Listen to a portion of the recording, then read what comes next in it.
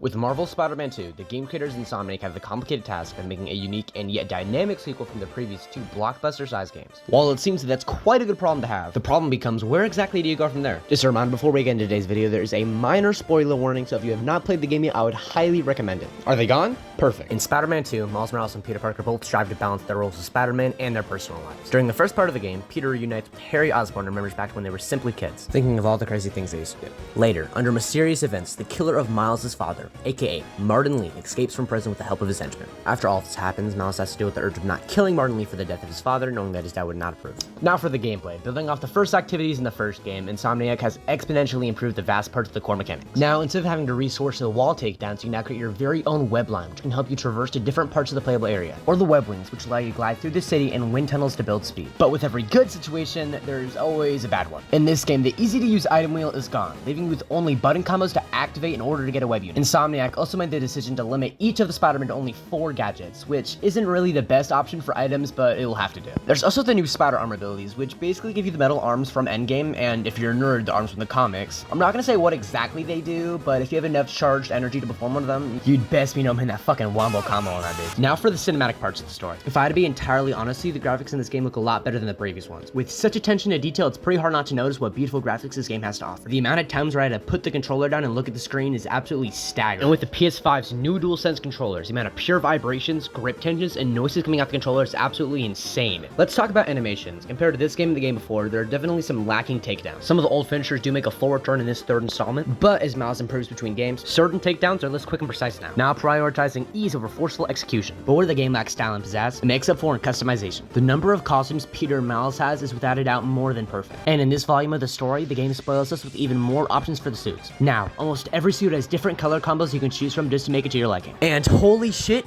Peter's arachnite suit is more than perfect. Not even mentioning Peter's Spider-Noir costume, which is actually outstanding. In this game, one of the main themes is doubling down. 2 Spider-Men, doubling the map size, doubling the secondary objectives, etc. Now here's where it gets a little bit wonky. When it comes to this part of the game, having a bunch of side missions and collectibles sounds good in theory. But the issue becomes, how are you going to include these side objectives into the story, finished or not? Just like a toddler in a car, it's kind of thrown in the backseat.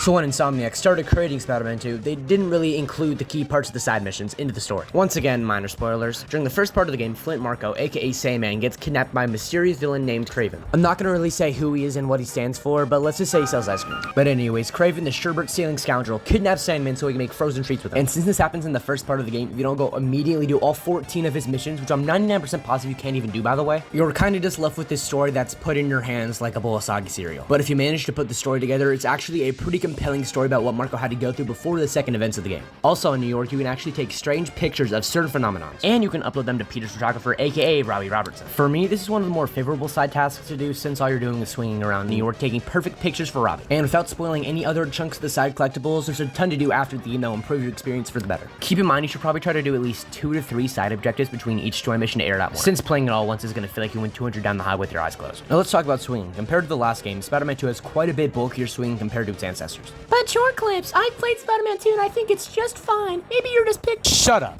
All I'm saying is that you can't really swing left or right anymore. But if you go down to the settings and turn on the new feature called Swing Assist a bit down, or all the way if you're cool like me, it feels amazing to swing across the vast city of New York. But without Swing Assist, you may run into walls, do loop-de-loops, eat a handful of concrete, feel like you're swinging in heaven, stop at an extreme rate and fall to the floor. But overall, I would recommend turning down the Swing Assist a little bit to improve your Spider-Man swings in general. Now for one of the most consequential parts of the game. It held itself as one of the best suits in the entire franchise, even being better than what the story had to offer. And now that this astounding third installment came out, we're only left with one important question. Is the Cap-Bodega suit in Spider-Man 3? And the answer is...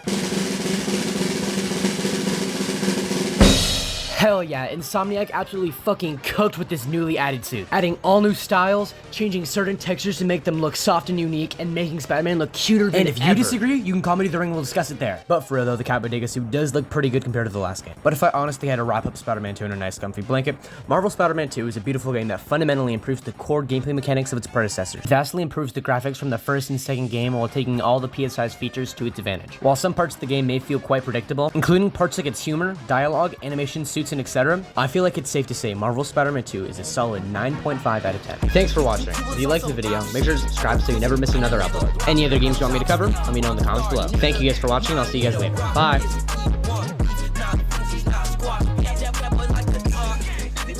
drop.